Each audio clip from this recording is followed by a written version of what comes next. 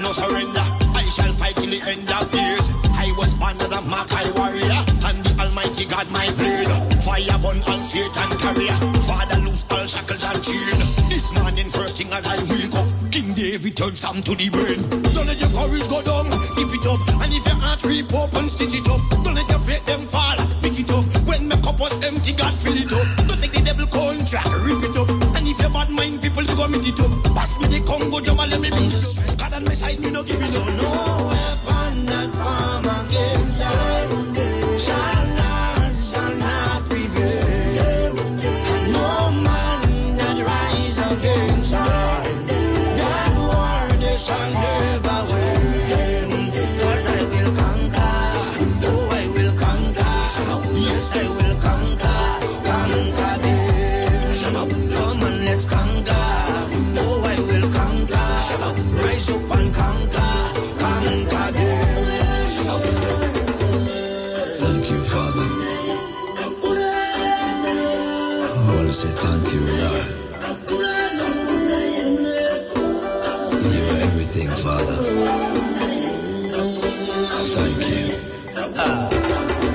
Father, you alone shall guide me.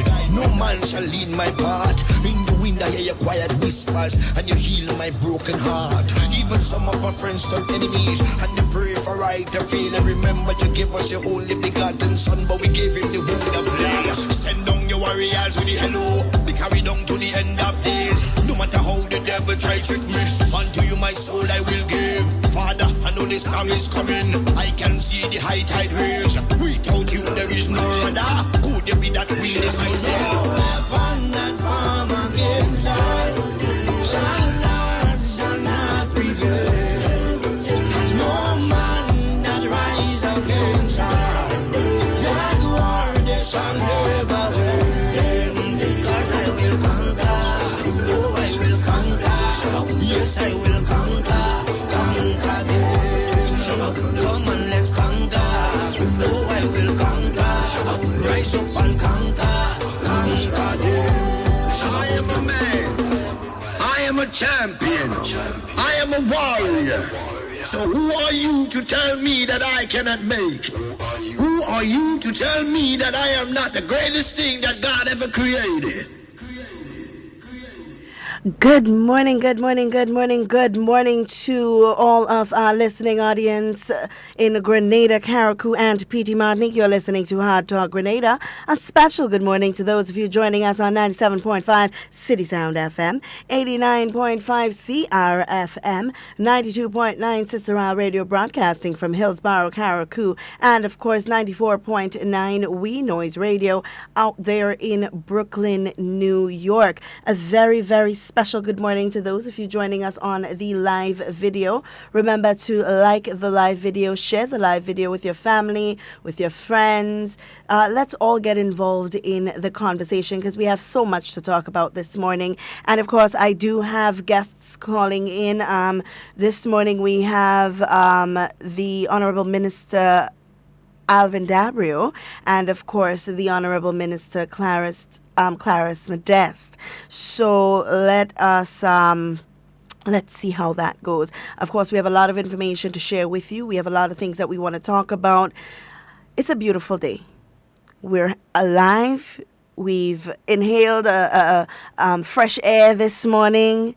We've seen another day. And that's all we really need to be thankful for at this point.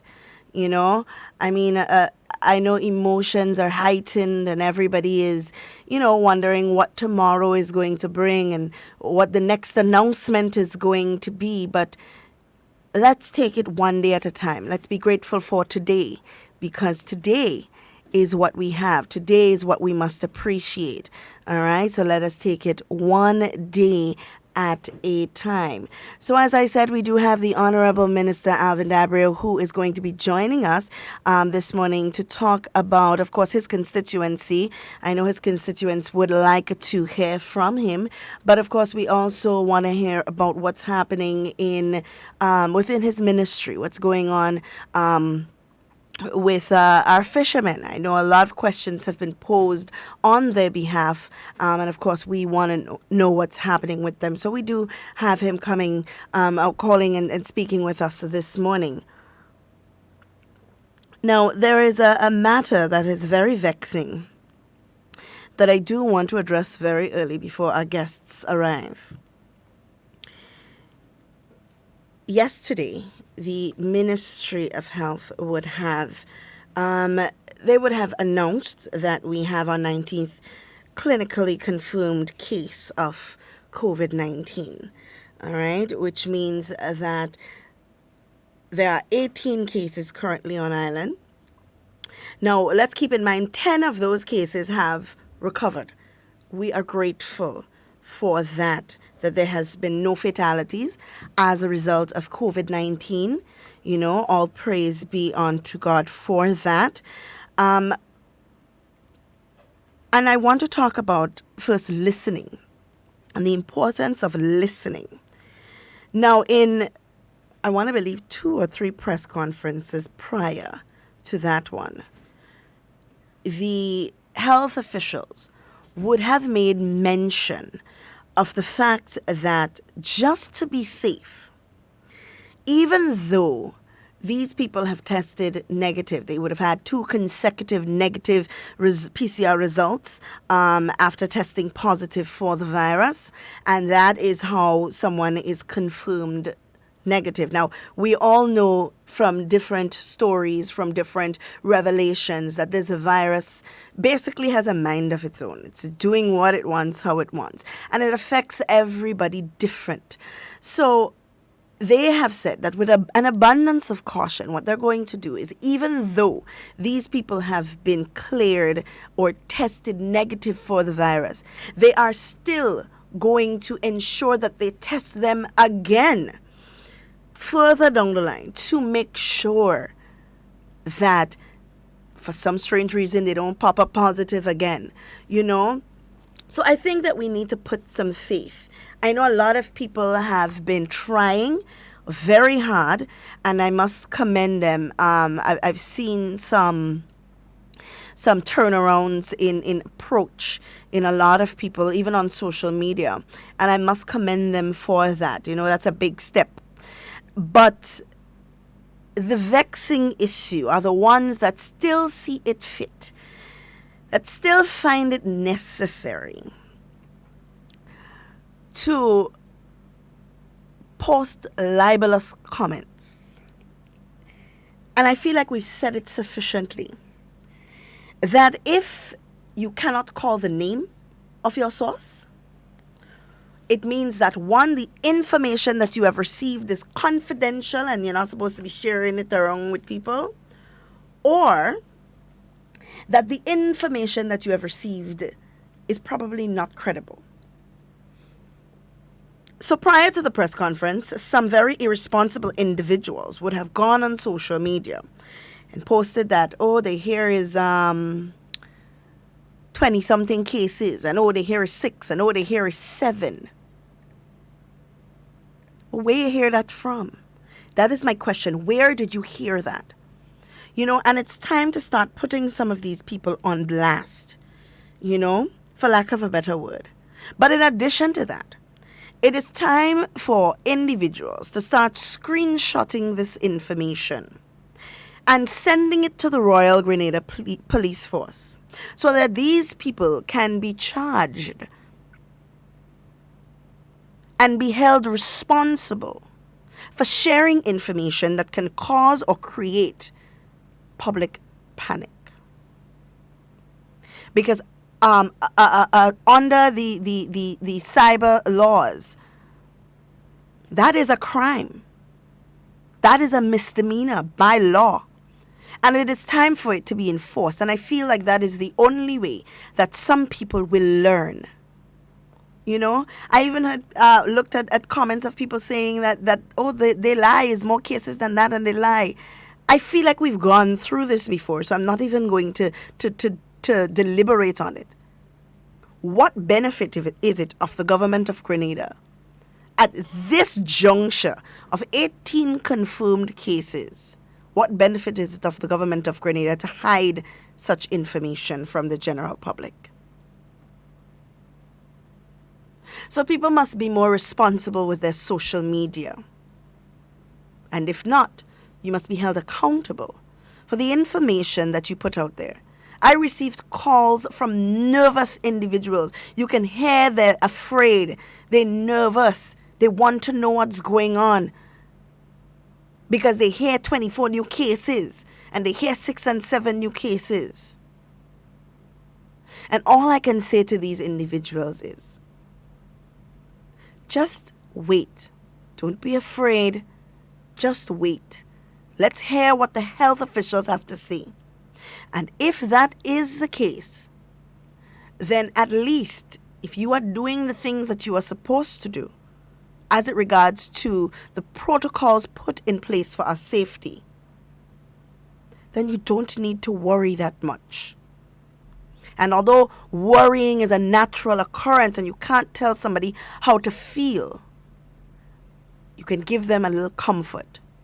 But to those of you who are out there with nothing better to do than to spread these libelous comments, it is about time that the Royal Grenada Police Force enforces the cyber laws and hold some of you accountable for the information that you are sharing, because they say have a price. He say and she say have a price. The sharing of information that is proven to be libelous has a price. So if you feel that by doing this, you are uncovering some big mystery, if you feel that you are doing this, or by doing this, you are doing some justice to the Grenadian people, by sharing information that you don't have any facts about, if you feel by doing this, you're adding more viewership or followers to your page or to your profile, if you feel that when you do this, you're sticking it to the man, then some of you need to be held accountable for the information that you put out there. And it is a very vexing issue because there are a lot of people whose emotions are very high as it relates to COVID-19. There are a lot of people who are struggling with anxiety, who are struggling with depression. So when you do these things and you add pressure and stress to their lives, you in some way, shape or form must be held accountable for that. I think we are way past this thing where everybody feels like because I have a freedom of speech, I could say what I want. That is not how freedom of speech works. Yes, you have a right to speak and you have a right to talk, but with every right comes a responsibility. You have a responsibility to your listeners, to your followers, to the friends and families, members that read the information or listen to the information that you provide them with, to provide them with credible information. And if you're responsible for misleading or providing libelous information to the general public, then you must be held accountable by law. And it is time for that law to be strictly enforced so that some of you would stop that nonsense. And it's a very, very vexing issue. And I feel it for the people who are being subject to these kinds of rumors. Because some people can't help it. They depend on the information posted on social media. You know, a lot of people do. So when you do that, there are a lot of people who are listening to what you are saying, who are misled. How can you in yourself feel comfortable doing? And the funny thing about it is, when you do these things, you ain't going back and say, oh, correction, it's not that, it's not X, it's Y. You're not going back to social media and saying, oh, well, I apologize for the information that I posted earlier. You ain't even have the audacity. You ain't even have the class to delete the post that you have posted with the libelous statement because you feel like it is your right to say what you want because it is your social media platform. That is what is sad about it. So you still have people who have not had an opportunity to be privy to the right information.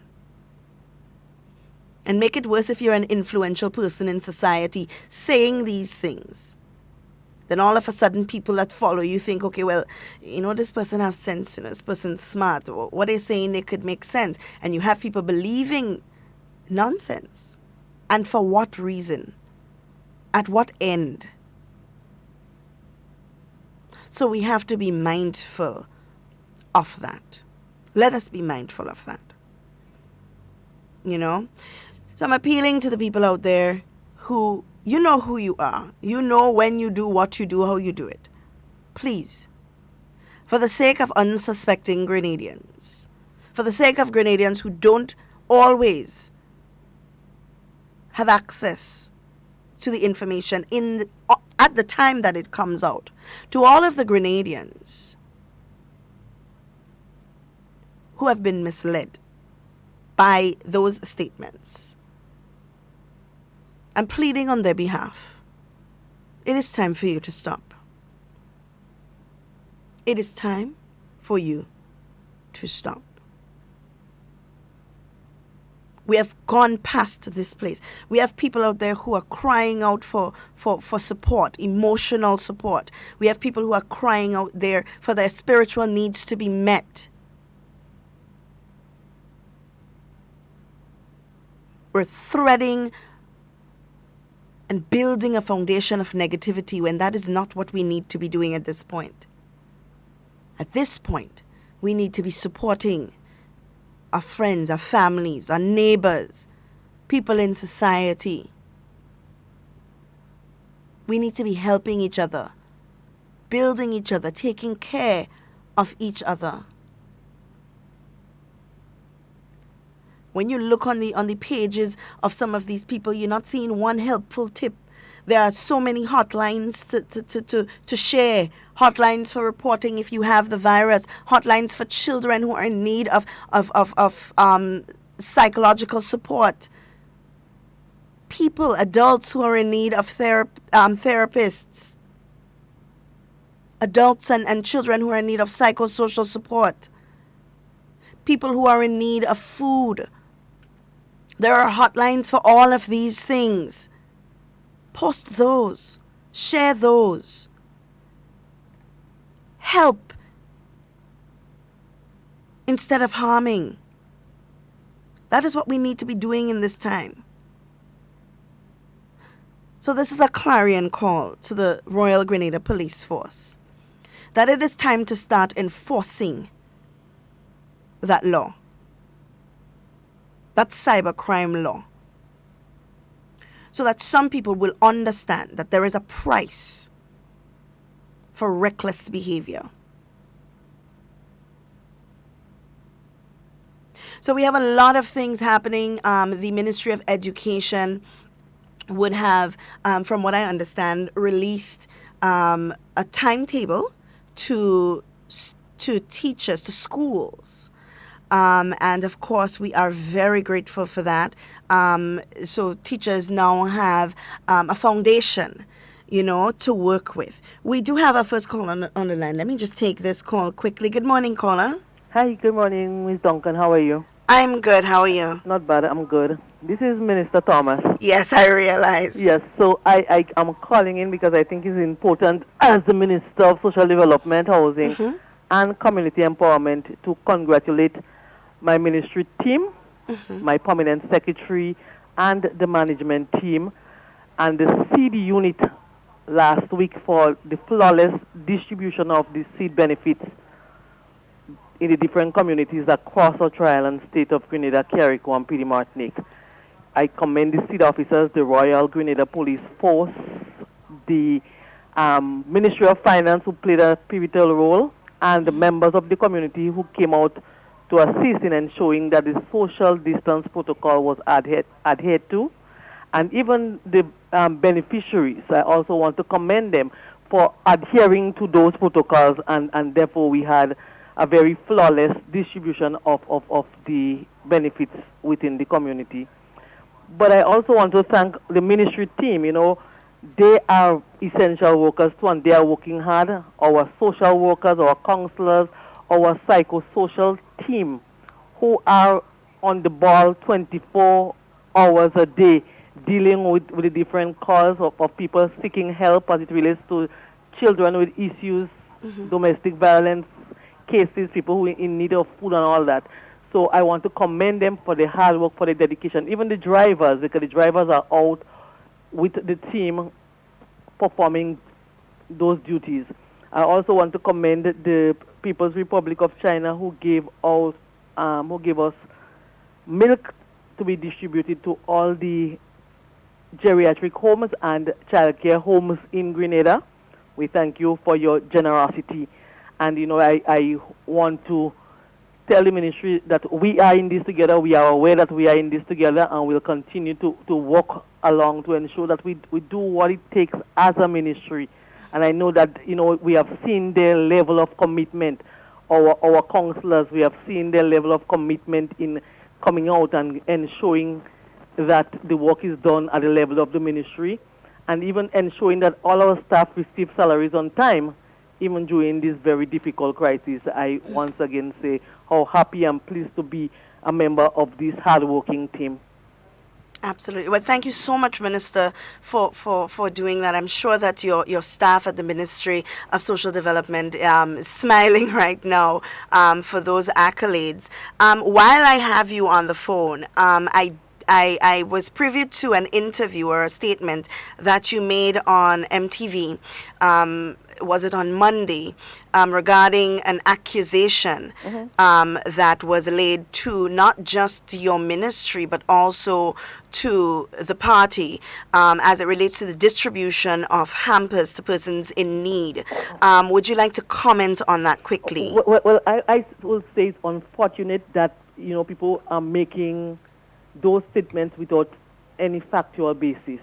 I've looked at the news, and I've even looked at some of the comments made by people saying that it's a fact that we are giving only NNP supporters, and I said it's unfortunate because really the criteria we're using does not ask us whether or not the person voted NNP or NDC, but whether or not there are families within a household where people are unemployed, who lose their job because of COVID-19, or who never had a job before and now are home and are unable to feed their children. They are not in the seed program. They are not in e-money training because, all government workers, whether they're home or they are on the job, they continue to receive their salaries. And therefore, it would not be good for us to be giving them extra handouts. But we are looking out to assist families who are unable to provide for themselves at this time. This doesn't have COVID-19 really, and the stress that it causes in family doesn't have a color. It's not red, it's not yellow, it's not green. And therefore, for us as a government to look up to only people who voted for us will be irresponsible for us, even as a party, Right. to just think of persons who, because they voted for you, or you see a family who is suffering, but because they're not known to be supporting the new national party, then they're not entitled to the hamper. The care package, as we call it, because it's not only food in it, the care packages are given to families who are in need of assistance, not who are supporters of the new national party. And maybe the new national party might do something on their own to give particular supporters, and that's their right. The NDC can do similar things, that's their right too. But when it comes to government, we are a government in power, and we have a responsibility to look after all the people in our country who are in need. It's one of the role and responsibility of government to provide for those who are unable to provide for themselves.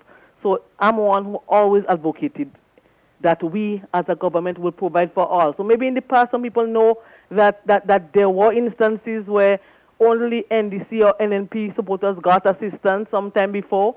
I cannot speak to that. Maybe I was not there at that time.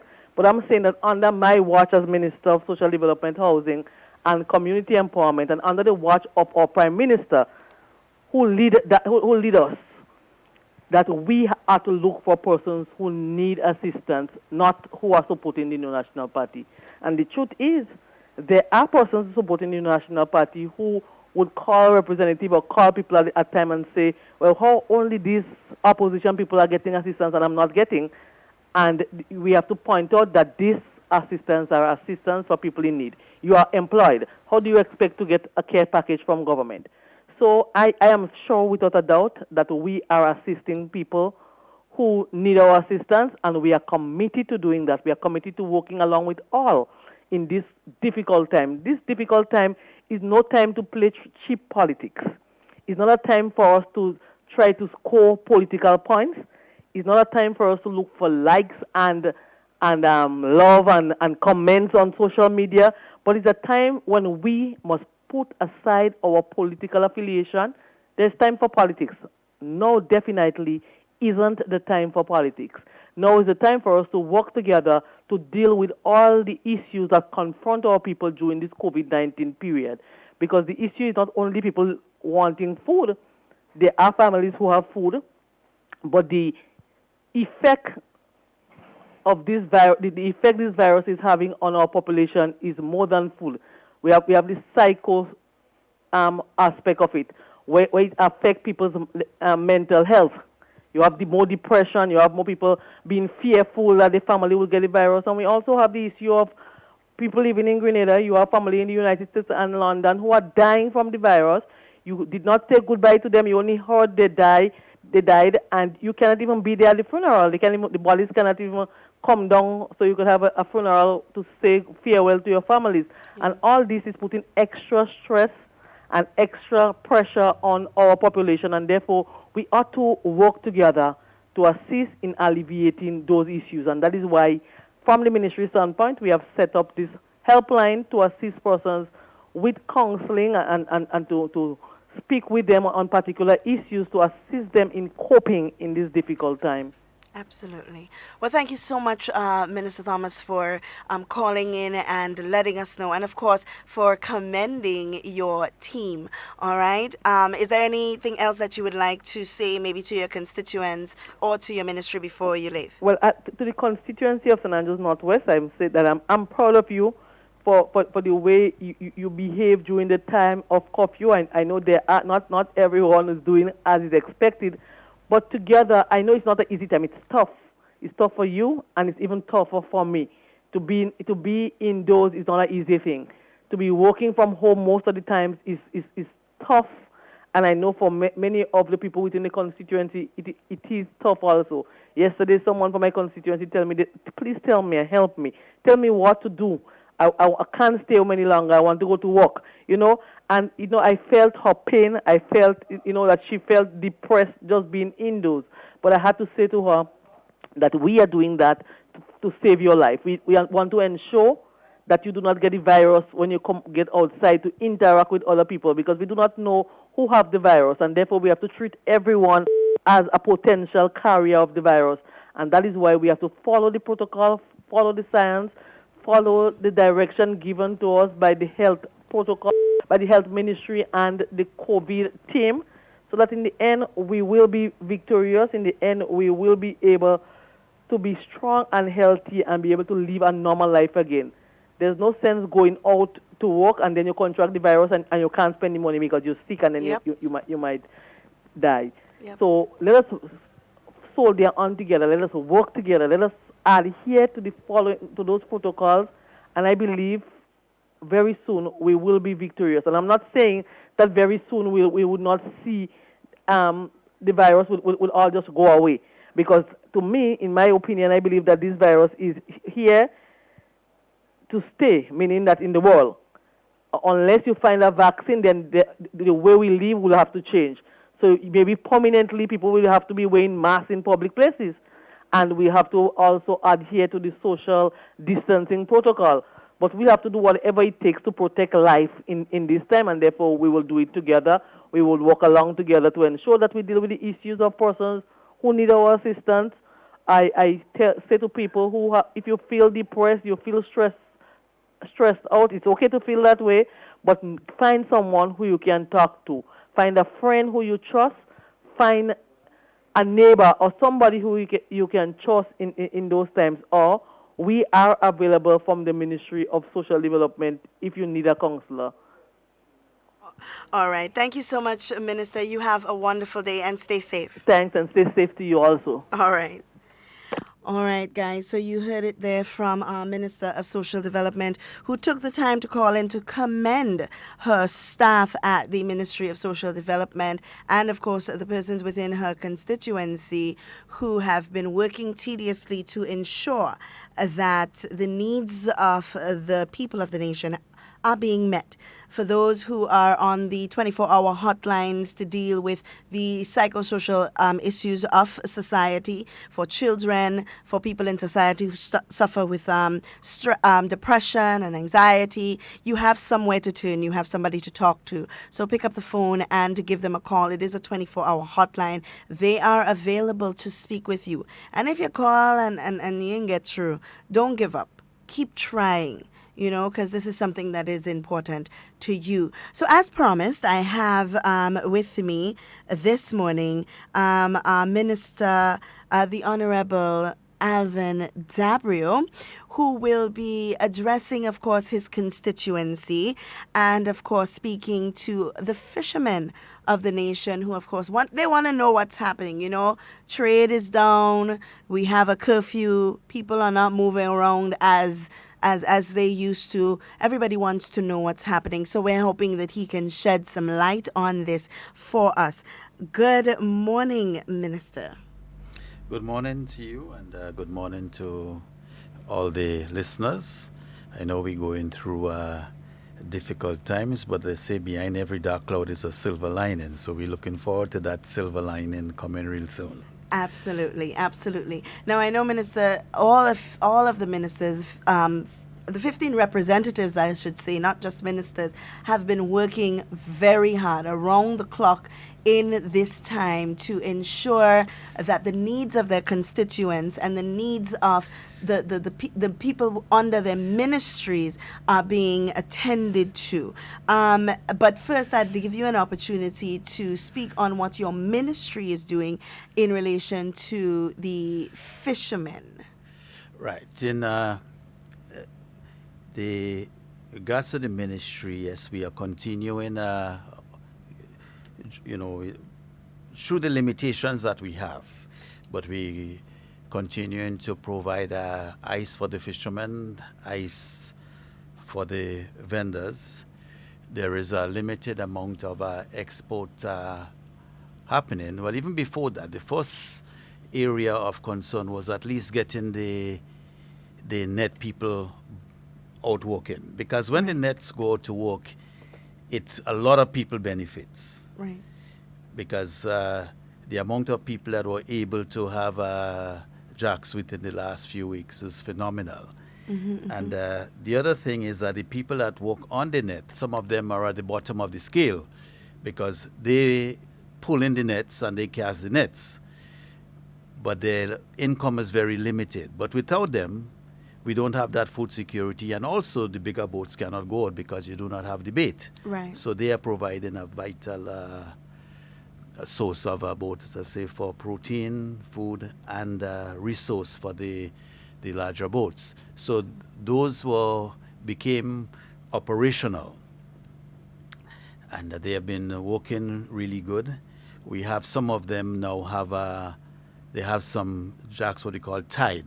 That is, it's like a pond, a cage in the ocean where you store it there. Because normally they used to sell to the local fishermen and also to fishermen in Trinidad. And that was giving us in St. John's a good source of foreign exchange also, because the boats from Trinidad would come. But because our boats were not going, they were not able to sell to the other fishermen.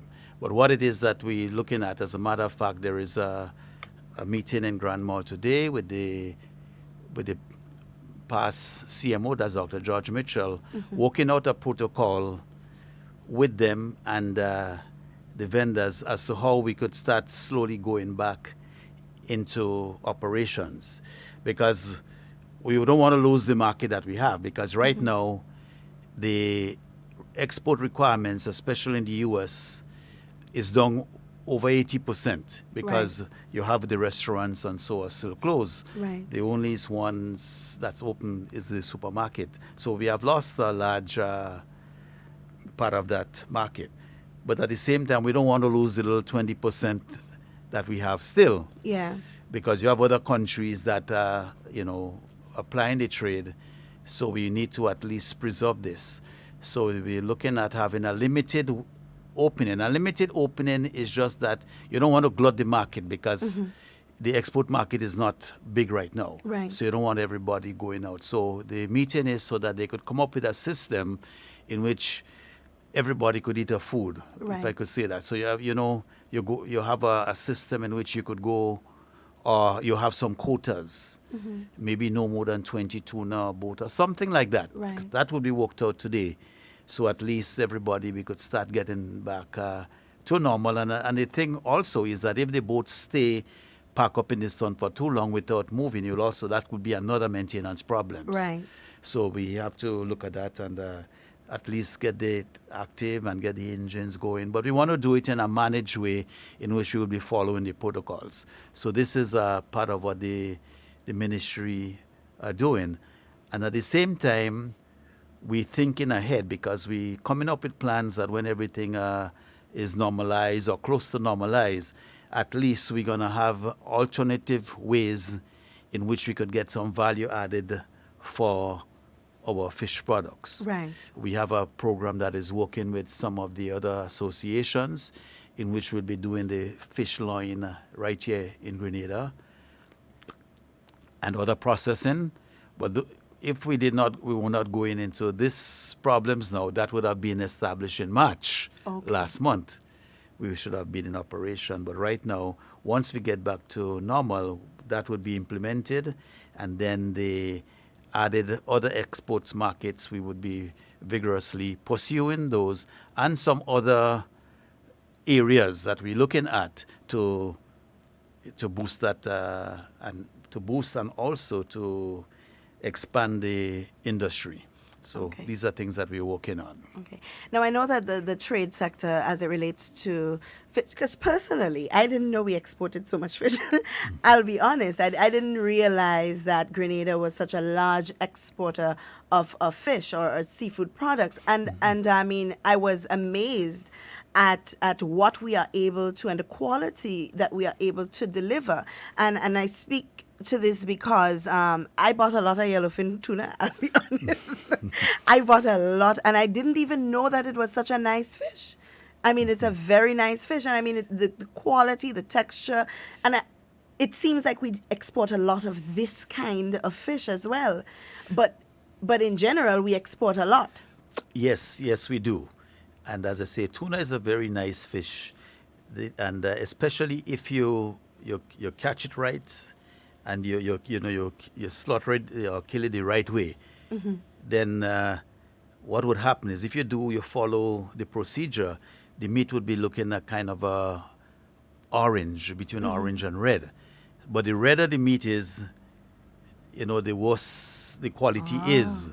So sometimes you see tuna and it's looking bright red, but that's not the best quality. If it looks kind of orangey, then that's the best quality, and those get the better price, and the texture is a lot better, and the taste is a lot better. Okay. And that's... Now, what have been some of the challenges as it relates to the fishermen who are, because I know there must be some fishermen who catch more for the purpose of trade than for local selling, yes. consumption. So what has been some of their challenges, and what has the ministry been doing to engage them? Right. Well, the challenges was first the limitation that you were on the lockdown, so you couldn't go. Then other challenges was the maintenance, because the boats are out in the sun on the shore, and then the wood would dry up, and then that caused cracks, another problem. So that was another problem that had to be addressed.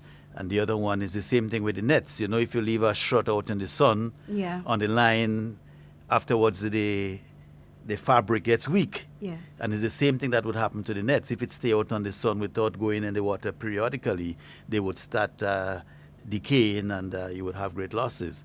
So those were some of the problems that these various, the net people and the other fisher folks had to deal with. And the other thing too is that even if your boat is out in the water for too long, then you have a lot of algae being grown at the bottom. And the more algae you have is the more gas you burn, because it's resistance in the water. So you have to clean those periodically too. So these are other things that they had to contend with. Okay. Now, with the trade market all over the world, we have the trade market basically being affected in a lot of places, especially the U.S., who is now experiencing a lot of shutdown in a lot of areas. Does that give now an opportunity for the region, and we speak specifically to Grenada, to basically try and fill some of the gaps that will that would happen as a result of these shortages worldwide? Yes, but we still have our limitations, because right now, as you know, the airports are closed, so we do not have the other aircraft coming in. We don't have any flights to Europe. So the European markets we don't have access to right now. Right. But we still have Amerijet that would come in. But at the same time, you have to have a certain quantity for Amerijet. And even though you have the quantity there, you have to make sure you have the market in the US for it. So it's still very complicated at this point in time. But what we want to do is to make sure at least the small market that we have right now, we keep it supplied so we don't lose that. And be ready when everything open up and flights are open back up to Europe, then at least we would be able to capitalize on those. And at the same time, we also looking to get into the Asian markets. The problems that we have there is the flights or the air transport. Right. But we know that some of the Asian countries are talking about having a hub in Panama, and these are the things that they were talking before. So hopefully now, if the U.S. is on lockdown, I'm sure maybe you might have these things come into a reality. Right. Because that's how, in the midst of adversity, sometimes you have opportunities, and that's how life is. Right. So we're looking for those opportunities. Right, and that was definitely going to be my next question, because of course some of the countries who are still functioning with some level of normalcy will require these services, and if of course the U.S. is unable to provide these services, is the Ministry of Fisheries, of course, and also Government of Grenada by extension, ready to or willing to engage these markets and see how a plan can be put in place to kind of get into that market? It may not be long term, it may just be to fill the gap until or maybe we provide such good service that they don't even need to go back, to those larger markets. But is a plan being put in place or are we ready in terms of facility, in terms of storage, in terms of the amount of fishermen that we have? Are we ready to tackle something like that? Yes, we are. And as I said earlier on, we have the three different the fisheries associations that's working with a company called One Skip, and they have already gotten markets through the Costco wholesalers in the U.S. to buy our Grenadian fish when things are up and running. We were supposed to have been at the Boston Seafood Show. That was, I think, in March, but because we couldn't attend, and we were looking forward to that, because that's where all the buyers and everybody go. Right. So although it's an opportunity loss, I'm sure they might, when things get back to normal, they might postpone it. So we want to be ready to go in there and host a booth. And by that time, our line-in service and so should be up, so we could have some samples and start promoting our seafood from Grenada. All right. Now, what are some of the recommendations that you would give? Do we need more people to engage in fishing? Are we satisfied with the amount of fishermen that we have currently, and are they able to fulfill? Well, we do not at this point in time fully take advantage of the large Atlantic, and we live on part of our island is on the Atlantic. And you have boats coming all the way from Asia and fishing in the Atlantic. So our hope is that not too far from now we will be able to, at least with the cooperatives and so that are farming, have that long-term goal to say, let's try to have a bigger boat so we could go further into the Atlantic, so we could exploit more of those species there. The other one, we had a market for the diamond squid, which we did not fully capitalize on, but there is a huge market for it, and there is a large supply of that in the Atlantic. So there are other species that we could get, and if we're fishing in the Atlantic, we would even be able to access salmon, because there is the Atlantic salmon, but we do not go that far there. We don't have the large boats and the capacity. So in that area, we are not, we haven't been capitalized exploiting a lot. We do the near shore ones, and some of the problems that we had is that the species like the parrotfish and the kakabawi, those are overexploited, Right. the reef ones, and that we're hoping to, and that would be not only through fishing, but the contaminants that's coming down from the rivers and the sewage and stuff have caused those problems with all the coral bleaching that we were experiencing. Because in Grenada right now, the majority of the gray water, like every time you go in the shower, you go in the sink and all the detergent and everything, that ends up in the sea. Right. Because it goes in the drains and it flows in the sea. So these are things in the future we have to address to limit the amount of that gray water that going in. So we'd have to have more, sewer plants, and then the sewer treatment not only would treat the water sewage, but at least you could have your gray water going in the Right. sewer facility, and that would really limit the amount of detergents and so that we have going into our oceans. So And- that's And then that sewer facility can also, the water from there can be treated and reused in terms of agriculture and so on. exactly, yes. You could recycle. Yes, the water could be recycled, and once properly treated, the waste is also be used as a fertilizer. Right. Right. Now, what are because I know a lot of people think that we aren't able to do a lot of things because government. But for me, and in my personal opinion, I believe that it takes everybody to have the vision.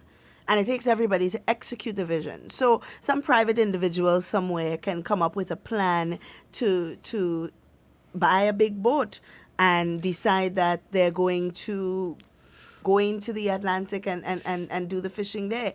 They can also partner with government and say that that's what plans are in place or what opportunities are available for fishermen who want to expand their business and purchase larger boats and so on, to do that, to facilitate larger markets.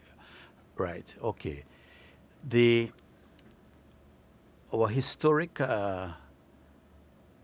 view of fishing, for instance, when I was going to school at St. John's RC, if you cannot do good in primary school, then you have to go and fish. So a lot of the fisher folks, they have not been, they treat the fishing as if you can't do anything else. So you did not have a lot of people with the good academics, the good business acumen going into fishing, because it was seen as if you can't do anything else, then you go into fishing. Countries like Norway, the largest industry is the fishing industry, and the richest people there are people involved in the industry. You go to countries like Cabo Verde, the Cabo Verde Islands, and the largest processing business there is fishing. And the majority of the population, is living off the fishing industry. But we have not been able to reach to that stage. Even sometimes we get master's scholarship at the master's level, but you don't have the amount of marine biologists here to take, because people don't really go into marine biology.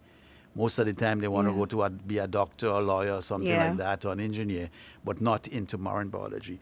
But I think that these things are changing, and we would like to see it change, because our land mass is about 133 square miles, and our EFZ, the economic zone, and the water mass is about 200 times bigger than. So we have much more space on the marine environment, around the country that we could exploit sustainably. So we just need people to be interested in it and study marine biology and these other, courses or whatever related to that. And then once you have the education and people getting involved, you're going to see things happening. The other thing too, again, if you build a boat, insurance don't want to insure you, and the bank look at it as risky business. They have to have a different mindset. Yeah. Right. Because if you put out your investment and you can't get insurance, it's difficult. So they have to have a different mindset to how they look at the industry and the assets of the people that invest in the nets. And with these, when that mindset is changing, we would see changes, economic benefits. As a government, we have invested in the coast insurance, which is an insurance that would help the industry get back up in case you have a natural disaster. The coast insurance, unfortunately, right now, the COVID disaster does not qualify. Right. So we can't benefit from it. So hopefully, as with the experience now of what's happening with the COVID, maybe the insurance might change, so it would not only cover natural disasters like hurricanes, tsunami, earthquakes, but these pandemics, because the pandemic, what we've seen, it causes us more financial problems or hardship than the natural disasters. Yeah, absolutely. But I definitely do agree with you, Minister. There has been stigma attached to fishermen. I mean, there are a lot of people who do it for love, a lot of people who do it just for, their personal use at home as a hobby and so on. But there are a lot of people who engage in it because they feel like they can't do anything else. So we go in and fish, and sell some fish by the side of the road. And there's that mentality, that stigma attached to it. And I definitely believe that a mindset change is needed, not just by individuals or citizens, but also by the business sector as well. As you mentioned, the banks and the insurance companies, to let these people know that they are supported. Well, yes, and they have to start thinking about the industry seriously, because with the stimulus package that our Prime Minister had announced, it is difficult to see how you could involve the fishermen, because, for instance, we have over 3,000 registered, but just a few hundred is licensed, that pay the license, right? So again, if you look at how many the amount of them, and the only reason why they register is because to get the boat inspected, right, so that they could go. But in terms of the license, they're not paying the license. So if you're paying your license and you put a little revenue and you're registered in the revenue department, at least if there are benefits, it would be easier to know who it is that involved, so that you could get some of the benefits if you meet any hardship. So this is something that we'd have to look at, get more fishermen to license. And another thing too is to join and pay the NIS. Because there are many times the fishermen, after they can't go to sea anymore, they have nothing coming in because they didn't participate in that program. So I'm hoping that this disaster right now would let us rethink and retool the way we are doing things and the way we did things in the past, so that we could go forward a lot better. Right. And I'm glad you mentioned the NIS, because that is a struggle, especially now for the team that is dealing with the stimulus package. Although it is geared to assist or designed to assist many, the difficulty is in verifying or finding who and what amount, because persons have not been registering with the National Insurance Scheme. And that is basically like Social Security. So, for instance, in places like the U.S., the reason most people can get a stimulus check is because they have a Social Security number, you know. So I don't think we understand the importance of the NIS, and we just treat it as you know, something that we pay our employers, just taking we money and give it away to NIS, and we have nothing to get. But in times like this, that is when we see the benefit of paying the NIS. And of course the fishermen who are wondering, well, if I fish now in the season and I'm down for 3 months, what do I do? By paying the NIS, you're sick, you get an income still because you are paying. It's your Social Security. You know, so they need to be encouraged more to, and maybe that can come with part of the licensing of the boats. Maybe that can be incorporated into that they must present an NIS number or something of the sort to encourage them more to get involved. Most definitely. And then we also have coming up, it was supposed to be starting in April, but we might have to postpone it, is the captain's training program that we were training quite a few hundred captains on navigations and other skills that they would need. And I'm hoping it could be expanded where you have like SIEP and so getting involved, because some fishermen, you know, it would be good if you could get some training in business, accounting. Yes. Because that is so important to know how to manage your business, because it will be, rather than going from a day to day, at least if you have those trainings, you'll be able to know how you would offset your expenses from your revenues, to know if it's feasible for you to do business, or how you could expand in a feasible manner. Yeah. And your returns, and at least you have some money there put aside so that you could upgrade your boat, go to a bigger boat, because with a bigger boat and a larger ice box, you could get more fish, etc. So that this training would be vital to change the mindset of a lot of people that in that industry, so that you could see some tangible economics benefits coming to them. Okay. Have we seen many fishermen engaging in cooperatives? Well, I know there were about 2 that have started, for instance, and even in from my hometown of Guelph, they just had a fisherman cooperative start up, and they have quite a number of fishermen involved in that. I was speaking with the president recently, Mr. Ferguson, and he was looking at ways in which the cooperative could see how they could assist some of the fishermen, you know, in this hard time who's not fishing. So I think that that is ongoing.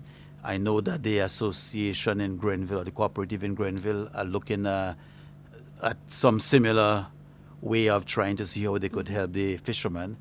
And then hopefully, like if they take the leadership and do that, then you would see other cooperatives, other fishermen getting involved, because now they could see the benefits of being involved in such a venture.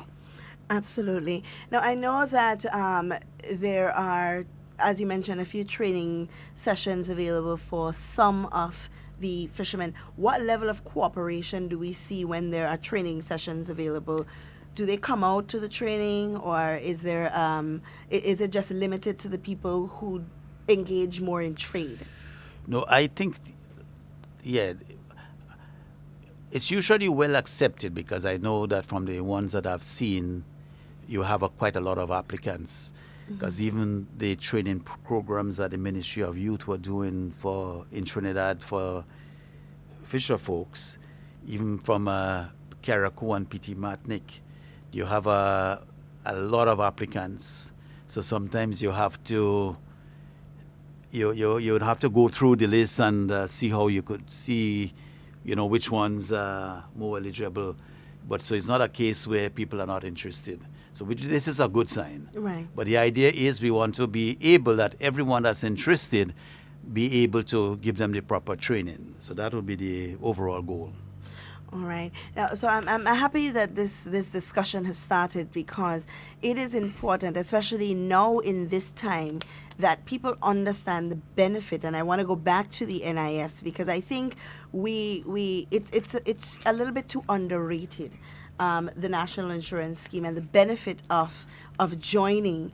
And for the fishermen, of course, those who fish seasonally, there are options available for them to pay as they work. You know, they can register as part-time pay only when it is time for them to pay, and that still entitles them to benefits. Because even now in this time, I understand that the NIS is affording unemployment benefits for people who have been displaced as a result of the COVID-19. And for most fishermen, that would have been a possibility. Do we have any fishermen at all that have engaged with the NIS and who can benefit from this program? No, well, I do not have that statistics or data because it would not come through our ministry. It will be between them and the NIS. But I know that even last week I was speaking to the president of the St. John's Fishermen Association, Fishermen Cooperative, as they say, Mr. Ferguson, and we were also talking about if the cooperative could assist with some form of paying the NIS for the fishermen or some arrangement that even through that organization, all the members could be registered on the NIS. And he was in agreement with that, so I'm hoping at least that would bear some fruit and we would see through the cooperatives all the membership being part of the NIS program. Okay. Well, I'm hoping that the meeting that is being held today is fruitful so that a lot of the fishermen can go back to plying their trade. I know a lot of them miss the water as it relates to fishing. Now, you did mention that boats from Trinidad would usually come up to buy bait. Yes. And so on. Do we, other than buying bait, do we normally trade to other islands within the region?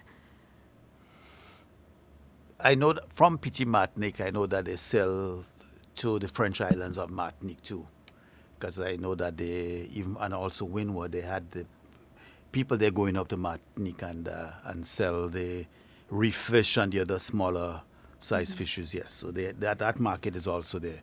Even the same bait too, the jugs they sell to up there. Okay. And for the people of Petit Martinique, because I know that they're tuning in and listening and they are very big on fishing as an island, what plans are being put in place to monitor fishing in their waters, and how are they being engaged, the fishermen in Petit Martinique and Carriacou as well, being engaged as it relates to the effects of COVID-19? Yes. The ministry is doing a pamphlet, and some of the information coming out of the meeting in Grand Mall today would be incorporated in that pamphlet to send up to Carriacou and Petit Martinique as to the procedures and protocol that would be established in going forward during these times. So that would be happening, Okay. Now I want us to speak just briefly on the local trade. Not local trade, the local market. I know we trade, we send a lot of fish away, and there's a lot of fish being sold here. But do we see the support? Because one thing I noticed about us Grenadians, we like to say more is needed, but when more is provided, we do not support. Mm-hmm. So do we see that support in the local market of fish being purchased by Grenadians? Oh, definitely. There have been an increase in the intake because a lot of people were starving for it for a while. So then they get the opportunity. Because I remember I was driving down to St. George's when we had Parliament, going to Parliament, and I saw in Palmis there was a lot of people and they were all trying to keep their social distance and they were all waiting on the net. And I thought maybe that was just in John's. When I got to Bousséjou, there was even twice the crowd in Bousséjou with the people there waiting on the net. So it shows, the appreciation that they have for it, and they miss the seafood. And also, and I would want to take this opportunity to thank the commissioner too. The people in the smaller villages like Birch Grove and Monlong and on St. David's area, where they're away from the sea and don't have access, at least the days that when the shopping days when you couldn't cross the parish, the commissioner had give special permission so the vendors could have go either with their coolers and the truck in those remote villages to sell the jacks. And I must say, the fishermen that I spoke to, they said they did very well. Everything, was sold. So I from these experiences, I know that the appreciation for it is there, and the sales are up. Well, something that I've noticed, and of course we know that from COVID we will see a lot of changes for better. Something and a lot of things have reverted back to when even I was as a child growing up, when we used to have trucks passing or vans passing through the neighborhood with their shells blowing and you're on a better road to buy some fish. I find myself doing that now, which I haven't done in a very long time. So the benefits of it, and I'm hoping that even after this is done, that people will continue to do it that way, because it's really hard to go and stand up in the fish market on a Saturday and wait on fish, or to find a gathering where a net is being casted. But when you can have them come to you, it's a lot easier. And I'm sure that the fishermen men also have realized that it's more profitable if they were to do it that way than to set up somewhere and wait for the sale to come to them. Yes, most definitely. So yes, I would like to see that happening, because fish is good. It's good protein, and it's local. The money stays in the country. So at least I would like to see, as you say, more of that happening, and the people that cannot come down to the fish markets would be able to stay in the villages and be able to purchase those fish. And it also would keep the tradition of blowing the shell alive.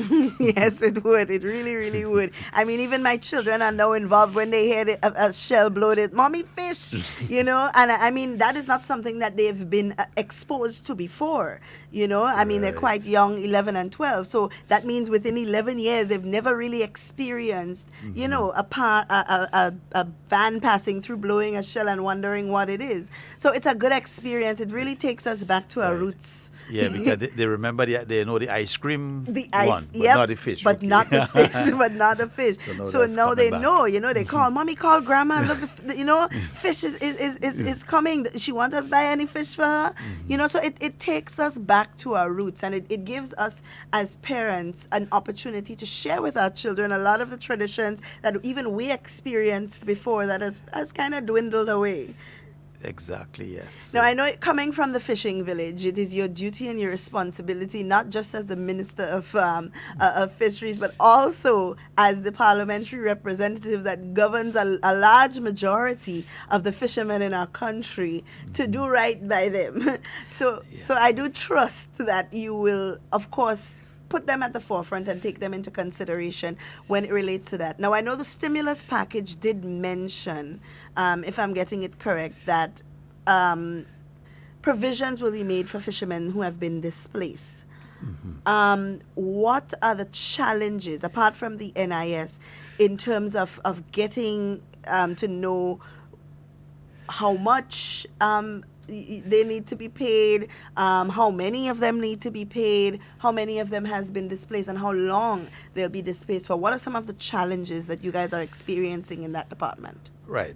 Because as I spoke earlier, the fact that you don't really have that database to go by. But I'm hoping, like with the cooperatives, they would have more information than we do. Because this is a case where you want to help the vulnerable people. Because some fishermen, they could make the sacrifice and ride the storm. Right. But then you have the others that are very difficult that they cannot. So those are the people that you really, you want to help and want to reach. And that was one of the reasons why it was open, up quickly before. So at least the fishermen could go out with the nets. And as you say, the people out in the remote areas were able to buy fish. So that's one of the reasons why I open it out. So at least to ease the burden, so that it has not become, such disastrous. So I personally, I know that there might be a few that were hurting, but generally, most of the fisher folks that I talked to, they were able to, to weather the storm. Now, one of the things that crossed my mind, usually when you see a fisherman, you don't notice them by themselves. They don't go out by themselves. They always have 2 or 3 people with them to pull the net or whatever it may be.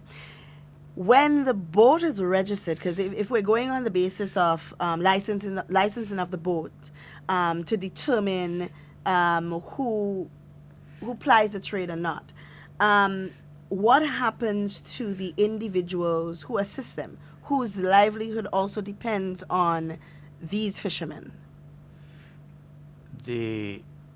I'm trying to figure. So normally you'd have a fisherman, his boat is licensed, but he also has people assisting him. Okay, you mean like the net, the Right, workers? Yes. right. How does a stimulus package, or if at all, does a stimulus package incorporate these people? Right, and again, that's one of the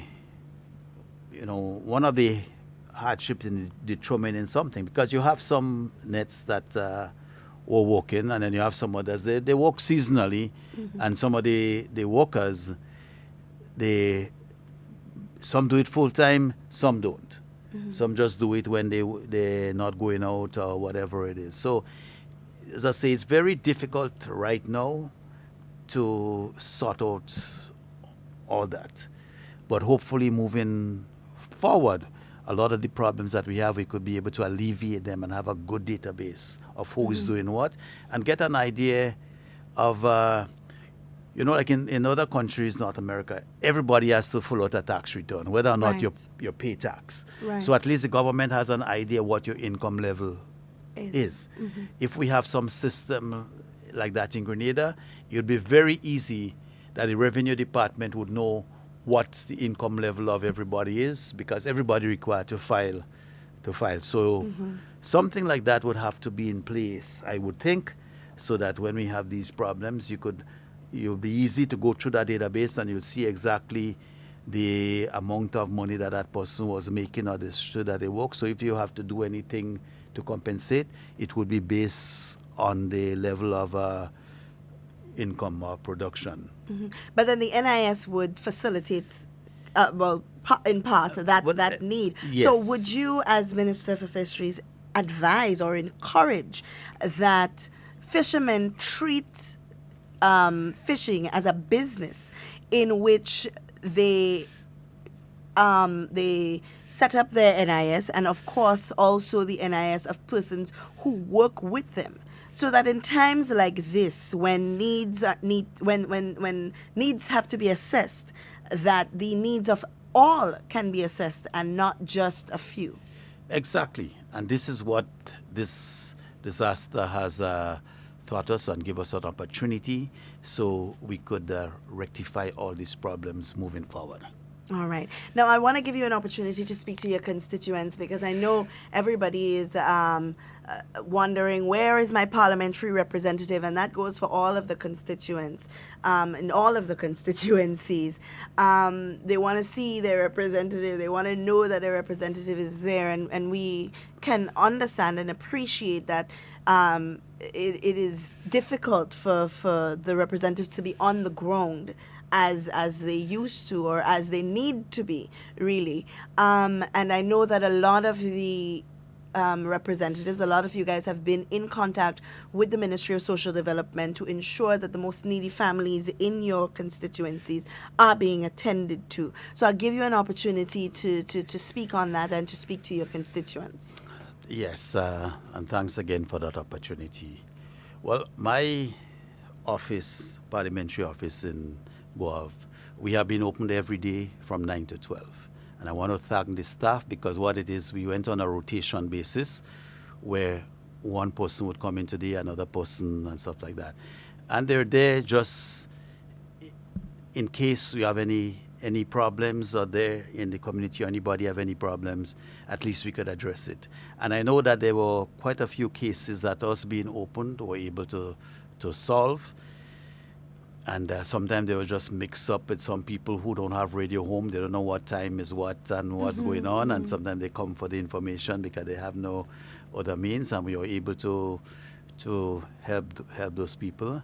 Also, the people that have needed assistance, whatever it is, we have been there working with them. I myself, I usually drive around. Periodically, I go around the constituency to see what's happening. Because even in addition to that, we have our road networks that's there. Right. And if I see any problems that ever, at least we could deal with it.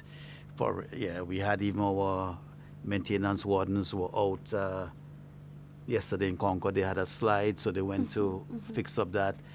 In just between Palmis and Guav, there was another slide yesterday, but this morning they went early and cleaned up that. So we are doing what we are to make sure that things happen in our constituency. If we see any major problems or some culvert block, because the rain is starting, and that would come and the block and the water go and, do more damage. We're looking at all these things. So I too drive around. Sometimes some people, would stop me and say whatever the problem they have, and then we deal with it. Because, it's difficult times, but I know the feeling that some people would have, and they would feel isolated and neglected, So we try our best to go to make sure that the community, the constituency is still operational, everything's working and everybody's okay. As I say, my office is open every day from 9 to 12. Our phone number is 444-2500. So anybody that has any problems or know of problems within our constituency, call somebody, would answer the phone, and we would get dispatched. And there are many other areas we had. We even had to help people that are on dialysis and they have no transport. We were able to assist in quite a large, different areas that we were there to help. And I'm glad that we were able to be of assistance to those people, and we continue to do so. All right. Well, wonderful. Well, I'll give you, do you have any closing remarks? Because we've spent quite a while speaking on issues, but do you have any closing remarks that you would like to make? Well, yes, I would just like to, first of all, thank all the first responders that have been keeping us safe, because in their keeping us safe, they are putting themselves at risk, and they did that selflessly. And I would like to commend them, and say how much we appreciate that. Yes, absolutely. Yes. Well, thank you so much, Minister, for taking the time to speak with us today. I know that the fishermen are happy to hear from you, and of course, they are encouraged to know that they are being taken into consideration and all is not lost. Right, yes, and to the rest of the country and to everybody and all your listenership, I want to at least thank you for the patience that you have thus far. I want to assure you that even though you're not seeing us as regularly as you would like to, we're there working on your behalf. A lot of my colleagues sometimes whole day they're in meetings with Zoom, and because the country is operating, as you know. So for it to be operating, you have to have people at the wheel. And I just like to let the public know that we are at the wheel doing our jobs. Absolutely. Well, guys, we're going to take a very short break while the minister leaves us, and we'll be back with more conversation for you. You're listening to Hard Talk Grenada via www.hardtalkgrenada.com. The government of Grenada, Carriacou, and Petite Martinique is asking all residents who have respiratory symptoms, including cough, shortness of breath, difficulty breathing, or fever, to get tested for COVID-19. Protect your family and yourself. Make the call 538-4787 or 458-4787. Get tested. Save your life. Save my life. This has been a message from the Ministry of Health.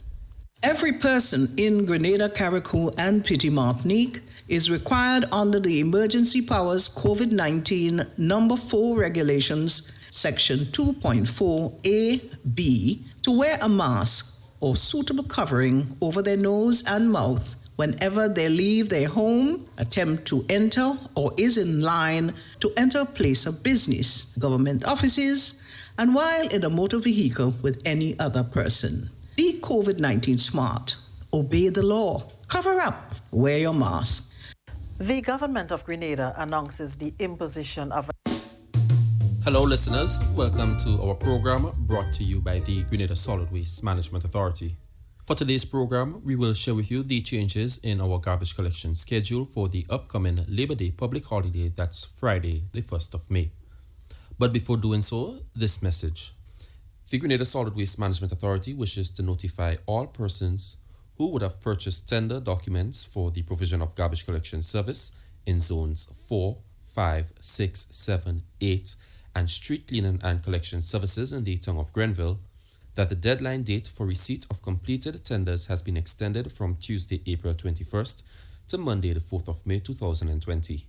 This extension has become necessary as a result of the closure of some institutions during the limited state of emergency. If you are submitting a bid for services on mainland Grenada, please follow the original protocols for addressing and submitting your sealed bids. In the case of bids for garbage collection service in Carriacou and Petite Martinique, bid documents are to be submitted following the stipulated protocols and delivered to the Ministry of Carriacou and Petite Martinique Affairs before the 3 p.m. deadline on Monday, the 4th of May. All are reminded to follow the stipulated guidelines for the submission of tenders, and please ensure to collect a receipt as proof of your submission and keep safely. Tender documents for the submission of bids can still be obtained from the Grenada Solid Waste Management Authority's main office in Frequente for those interested. Thank you.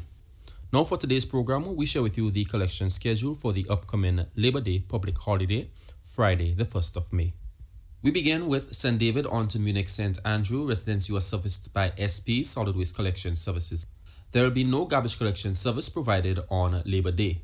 Garbage collection service will be provided on Thursday, the 30th of April. Collection from Munich commences from 5:30 a.m., while collection from Felix Park and Latente Junction will begin from 12 noon. We move on to St. Patrick's West, St. Mark, St. John. Residents who are serviced by Mitchell's Trucking Services. There will be no garbage collection service provided on the Labor Day public holiday. Garbage collection service will be provided on Thursday, the 30th of April, beginning from 12 noon. For the residents in the south of St. George, you are serviced by Kenny's Trucking and Equipment Company Limited. Please be advised that the garbage collection service will be provided on Labor Day, 1 hour ahead of the regular scheduled time. We now move on to the town of St. George. Residents, the contractor for your area being Rainbow Janitorial Services. You can expect no changes to your regular garbage collection service on the Labor Day public holiday, that's Friday, May the 1st. For the residents in the north of St. George, the contractor for your area being Southern Waste Management Limited. Residents, you are notified that there will be no garbage collection service provided on Labor Day in the communities of Top Cherry Hill, Byway in Fontenoy, Calabash Alley, Mount Morris, and surrounding communities. The collection service will be provided on Thursday, the 30th of April. Garbage collection service remains as scheduled for the residents of St. Paul's Parade, Marrast Hill, Montparnasse Main Road, Coconut, Rady, and surrounding communities on Labor Day. We now move on to North St. Andrew, East St. Patrick. Residents who are serviced by Island Supply Limited, R&R Waste Disposal, and Mitchell's Trucking Services. You are notified that there will be no garbage collection service provided on Labor Day in the communities of Mount Horn, Moya, Hermitage, Snell Hall, and surrounding communities. The collection service will be provided on Thursday, 30th of April. Garbage collection service remains as scheduled in the town of Grenville and the surrounding communities on Labor Day. And finally, for the residents of Carriacou and Petite Martinique, you are serviced by SD Solid Waste Collection and Trucking Company. There will be no garbage collection service provided on Labor Day. Garbage collection service will be provided on Thursday, the 30th of April, 2 hours ahead of the regular scheduled time. Residents, you are asked to comply with these changes for the public holiday, that's Friday, the 1st of May, 2020, by ensuring that your waste is properly bagged and placed out in time for the collection service. Private waste haulers are also asked to note that the disposal site will be open from 7 a.m. to 10:45 a.m. on the public holiday. This has been our presentation for today. Do enjoy the remainder of your day from the Grenada Solid Waste Management Authority. All right, guys, and we are back, and you heard from Minister responsible for Fisheries, the Honorable Alvin Dabrio, and of course the parliamentary representative for the constituency of St. John, giving us an insight as to what's happening with our fishermen and what's going on. And you see, a very important topic came up, and I'm hoping that whether it's sometime this week or next week, we can speak with the NIS and do an interview with a representative from the NIS to get more insight and information on what's happening with NIS, some of the benefits that are available to some of the people unemployed and registered with the NIS. But it does highlight the importance of that institution. You know, sometimes we look at things too black and white. We look at things and say, oh, well, I don't pay in NIS because NIS is it just taking me money and we need to benefit. And you know, when you look at things in that way, we're never going to move forward. We're never going to develop as a people. And when things are rough and things get hard, we wonder, well, why can't this be done and why can't that be done? And it's mostly because some of us had too hard, you know. Some of us are a little bit... looking for the correct word to use, stubborn in our ways, you know, strong-minded, opinionated. And not that it's a bad thing to be opinionated and strong-minded, but when those opinions and those mindsets affect your way of life, then you have to reconsider what your version of opinionated is, you know, and what your version of strong-mindedness is. So we have to take these things into consideration. I really hope that after this, after we've moved past the worst of COVID, that we can look back as individuals on our lives, look back on the challenges that we have experienced and put strategic plans in place to help us to deal with any eventuality, with anything that may happen in our lives that may give us pause, you know, and put plans in place to deal with trials that may come about, whether it's emotional, financial trials and difficulties. We want to have plans in place to deal with those things. But kudos to the fishermen out there who are still plying the trade, ensuring that the general population's needs are met as it relates to fish, because I'm a general lover of fish. You know, I prefer red fish. I wish... I live in Montmorris. I'm saying it now so that any fisherman that is listening, or anybody that knows fisher folk that they can inform them. You know, I live in Montmorris, so I would like if some of the fishermen would put some snapper, you know, some butterfish, some redfish on ice and pass through Mount Mars. I'm begging you kindly, because I am a lover of redfish. I am a lover of snapper. So if they can do that, that would be wonderful. I'm not saying I like jacks, but if I had to choose, I would choose the snapper instead. All right. I want us to also keep in mind that in this time, even though a lot of people are trying to help, there are a lot of people trying to hurt. So I want to encourage people, before you sign up to GoFundMe pages, and before you sign up to making online donations and payments, that you ensure the credibility of these sites. We do have a lot of fraud occurring in these times, so you want to make sure that what you're doing, you know you're doing it for a good cause, but you want to make sure that you're safe and that it is actually being utilized for what it is said it's being utilized for. So before you donate to a GoFundMe page and so on, there are some that are floating around that are legitimate, and these are the ones that have a lot of information, contact numbers, and so on. And I think that all persons that are engaging in these practices must put information on their pages, such as an email, a telephone number, or so on, that people can verify the the pages and verify that the donations are being used for the purpose that they are advertised for. So we want to keep that in mind. I mean, it's sad that we have to speak about things like this, especially in a time when you are when a lot of people are hurting and a lot of people are in need. You still have people out there who are trying to take advantage of that.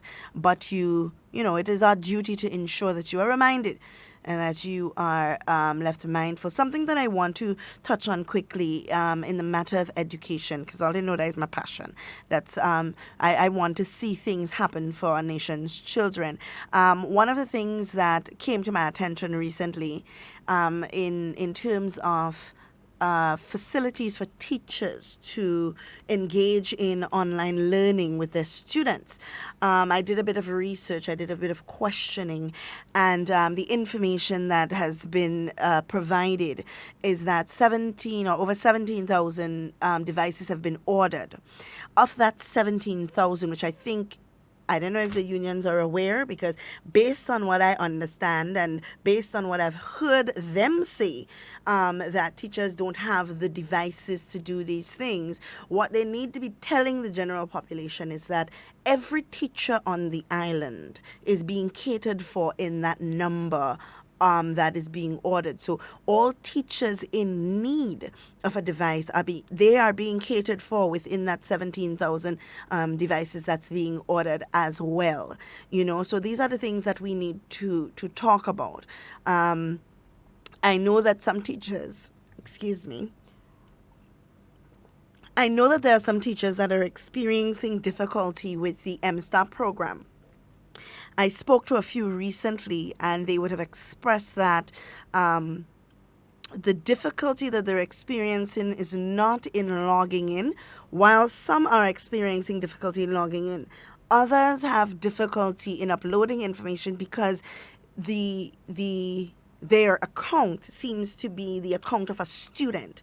So the same features of a student's account is the features that they are seeing. So I don't know if the Ministry of Education and the people that are responsible for the MSTAR program can comment on that or can shed some light on that, or if that is already something that's been brought to their attention. But that is something that needs to be looked into. Of course, like I said, the only way that we're going to know if the system works and be able to work out the kinks in the system is if you utilize it. And I feel like not enough people are utilizing it, not enough people are reporting the difficulties that they're experiencing. And I use this reference always, that some of the people that complaining that they cannot access the program and what is the rush and all of that on social media. If their social media account was to be shut down in the process of their complaint, I'm quite sure that Facebook would receive messages and emails from them and their friends and their family members and people that they get in contact with to get their page back up and running. And it is the same vigor and the same vitality and the same passion that we must have for dealing with these matters that relate to education. Even more so, we must have more vigor and more vitality and more passion for dealing with these situations. I know that there are a lot of teachers who are using other measures and other means in which they can reach their students. And of course, that is appreciated not just by the parents, but of course by the Ministry of Education. It's encouraged actually by the Ministry of Education, but it is also more encouraged that you utilize the programs that have been made available to you, because a lot of money has been placed into that program. A lot of money has been placed into developing it and making sure that it has become that it is available. And the minister did mention, she did make mention that if COVID-19 had not occurred, they would not have been close to releasing the program as yet. But due to the situation, they have had to fast track this program. And if the Ministry of Education had done nothing and had said to teachers, try and find your own means in which you can teach the students, the conversation probably would have been different. So let us all work together to ensure that we're doing the right thing and that we are making the necessary adjustments to dealing with it. Good morning, Minister. Good morning. Good morning. Hi. The background is echoing. Yes. dear? Much better now. Okay. Am I Yes, live or? you're live. Okay. So let me first say good morning. I was not sure if I was over the live. So first, good morning to all you listeners. For Hello? Minister, we seem to be losing connection. okay, you hear me now? Yes, it's just breaking up a bit. Okay. And so No, still breaking up. okay. The That's better. Okay, the issue with regards to a teacher who has signed in on credentials that belong to a student, that's not impossible, and that is why we have dedicated persons who have been assuring me that although we said that feedback should be within 24 hours, the average person is getting feedback within an hour. Right? So that is why the help desk is there for any issue such as this. And I'll give you an example, and I don't think he would mind, that an IT teacher this morning, maybe I should not even mention the name, in conversation with me said that he was trying since Friday to get on. And I said to him, that's impossible. There must be some other reason why you're not able to get on. And all I said to him was, I did not even refer him to the desk. I said, tell me what credential you're using. What password are you using? And I sent the information to the person who is able to check and to see what is the problem. And within a minute, this was sorted. He got back response directly from them because he was actually using the wrong password. Right? Now, every one of my officers this morning, one of the district officers shared with me, and she said she has been sharing that example with her teachers and colleagues. And she said to me for almost a week she tried. And only to figure out when she called the help desk, after trying for a whole week, she was supposed to put in an @ sign between the two words in her password. And just that was preventing her. And she said, had I known, I would have called the help desk the same time that I realized the problem. So she said, I wasted a whole week just because of an @ sign. So the person at the help desk says, but you left out the @ sign. She said, oh my God, I did not even realize that I was leaving out the @ sign. She's seen the @ sign in front of her. But I guess, just an oversight. So I am confident. Duncan, I don't go on this site less than 20 times per day. And I deliberately do that because I want to speak from experience when I speak about MSTAR. The teacher who may have logged in as a student, all I'll say to that person, just contact the help desk. Within an hour, that is rectified. And I'll tell you what could cause a person to have a credential as a student, even if they're a teacher, because the level of access is different. What the student would see, the teacher would be able to see more. The teacher would be able to do more than the student in terms of navigating and using the dashboard and the platform in general. So what could happen, because the passwords, you're generating over 20 to 25,000 passwords, username and passwords, quite automatically, a lot of that is automatic action that is taking place, meaning that these passwords are generated all at the same time in some cases, whether it's by bulk. I don't know the details of how they're doing it technically. But what is going to happen is if you have a teacher, and those are minor cases, if you have a teacher who is Jane Brown, and you have a student who is also Jane Brown, there's a possibility that those two persons may have the same initial login information. So same username, same password. Now, you have to go in to change your password on your own. But it may happen that the teacher ended up using that username and password first.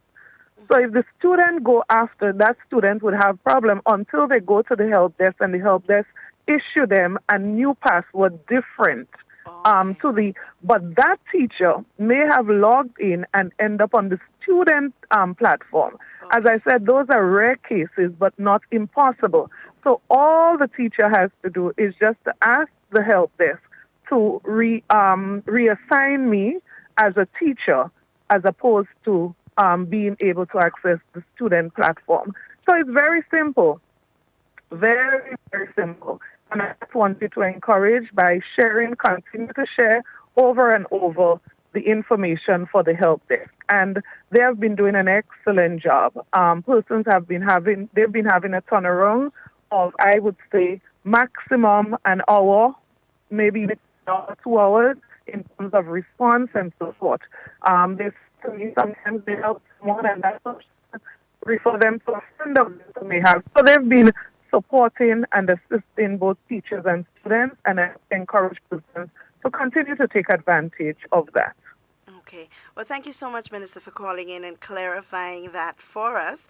And I'm hoping that sometime during, the week is almost up, but sometime during next week we can have an extensive interview along with maybe some officials from the ministry that are from the help desk actually that deal firsthand with the issue to speak about some of the issues that they're encountering and maybe even do a tutorial. True. No problem at all. All right. Well, you have an enjoyable day and stay safe. All the best to you and to your listeners and viewers, and I do hope that they stay safe. And, of course, I would grab and steal the opportunity to especially greet the people of St. Andrews Southeast. Last week, I commended them for how well they behaved and have been behaving in this period, and I just want to continue to encourage them, especially that today is a shopping day. Please wear your mask. Please wear your mask as you go out. And remember, as often as you can wash your hands, continue to do so. Let's remain as safe as we can be. Let's remain as healthy as we can be. I just want to encourage all Grenadians, but of course, I would be a little bit biased. I want to especially recognize the people from the constituency that I represent. Absolutely. Well, you have an enjoyable day, Minister. Take care. Bye-bye. Okay, bye-bye. All right, guys. And we are over time. But before I go, of course, I have to announce that the Minister for Health, the Honorable Nicholas Steele, will deliver a statement at 4 p.m. today, April 29th, 2020. Let me repeat that. The Minister for Health, Honorable Nicholas Steele, will deliver a statement at 4 p.m. today, April 29th, 2020. This is not an invitation for those of you who are idle and have nothing better to do with your time than to start rumors. It's not an invitation for you to get started. Please allow people to get their information from credible sources, not hearsay, he say, she say, or they say, but from the Ministry of Health, the Government Information Service, the Minister of Health, and the COVID-19 response team professionals who have been mandated with the task to keep the people informed. If you don't know, don't speculate. If you're not 100% sure with proof and facts to back up what you're saying, please don't post it, because you can find yourself in legal problems at the end of the day, because posting information that is meant to create panic or that has created panic or information that is libelous or untrue is a misdemeanor by law. Please keep that in mind. Guys, it's been a pleasure speaking with you. Of course, in whatever you say and whatever you do, be safe and be secure. I always love talking with you, and I don't ever want to be talking about you. Please do enjoy the remainder of your day. Stay up to. You're listening to Hard Talk Grenada. NNP. Send us a message via text or WhatsApp on 405-8683 with your name, email, and constituency. Stay in the know with NNP. Get updated.